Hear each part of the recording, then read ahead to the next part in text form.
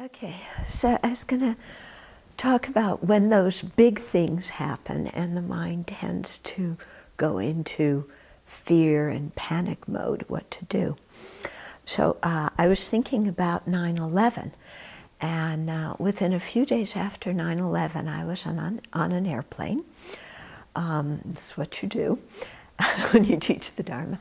And I went somewhere to teach. We had, teaching engagement was already arranged. And I remember taking a walk in the neighborhood, and since it was only like a couple of days afterwards, feeling like, this whole thing could fall apart. And do you remember those few days afterwards? It was like everybody thought the whole country was going to disintegrate and we'd all wind up back in the Stone Ages. I mean, excellent example of how our minds collectively went into panicked, unrealistic fear. Isn't it? I mean, just worst case scenario.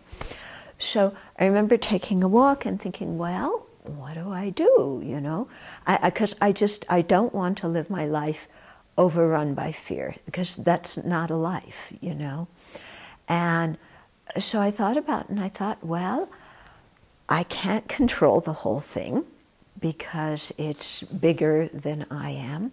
It depends on the karma of a lot of living beings, not just my own karma.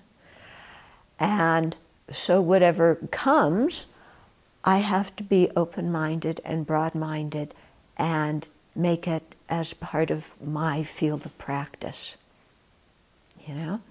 Okay, so whatever comes, this is the situation that I practice in, because there's nothing else to do but practice, and there's no other situation to practice in besides the one you're in. Right? So there's nothing else to do but that, And so worry and panic and freak out has no place, if you just kind of think about the situation in a realistic way. Yeah. And so, that's what we do. If there's things that we can do to prepare for a bad situation that might come, then we do that preparation. For example, we take care of our health and, so on and so forth in order not to get sick. We do what we can to contribute to world peace, knowing that we can't control everything.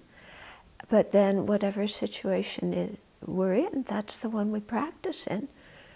And since that is what is, then there's nothing else to say or do, is there? Yeah. So drop the fear and the anxiety and all of that stuff. And, one day, we all have bodies, so we all know that either we're going to get very ill, we're going to get injured in an accident, or we're going to die of natural causes. Those are the three options, okay? Once you've born in samsara, those are the three options.